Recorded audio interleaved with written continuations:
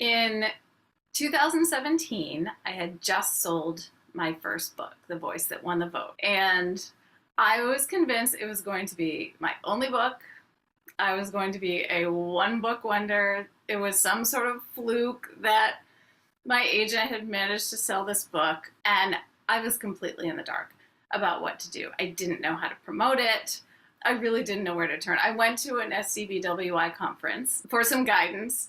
And I met a couple of people who told me that I should join 12 by 12. So when I got back home, that is the first thing I did.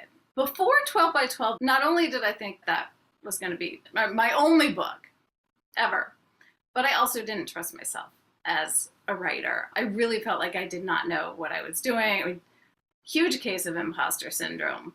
At the time, I was doing writing work that was not aligned with who I am. A lot of web content, writing profiles, some magazine work, some journalism. And I knew that writing children's books felt really aligned, but I didn't yet have the confidence or the faith in myself that I could actually do this for a career. So that was before 12 by 12. I thought my entire life depended on this one book. I didn't trust myself. I didn't have confidence. I had no idea where to turn, no idea how to promote myself. And even if I had ideas for how to promote myself, it was very uncomfortable. I was very self-conscious with any sort of promotion.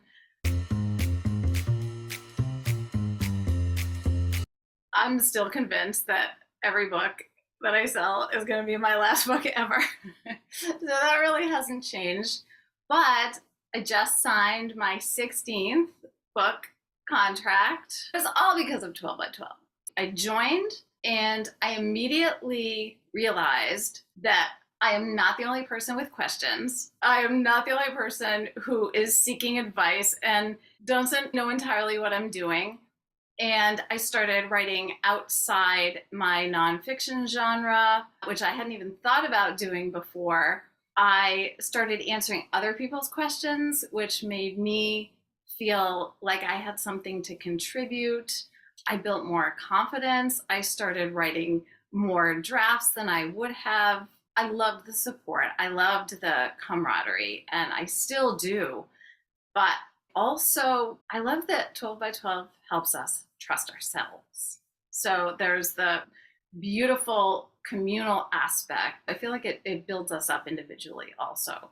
And I'm still doing this too. I'll have a question. And then as we get answers, as we get feedback, as we hear from our peers, we begin to realize that actually no one has all the answers. And maybe it's okay to look inward and feel what aligns with us. Before 12 by 12, I was really focused on looking externally for the answers. I did not feel like I had them. And so one thing that 12 by 12 has done is help me trust my intuition, trust that the sense I have of story as a creator. I didn't even know that existed before. So that is definitely one of the biggest benefits.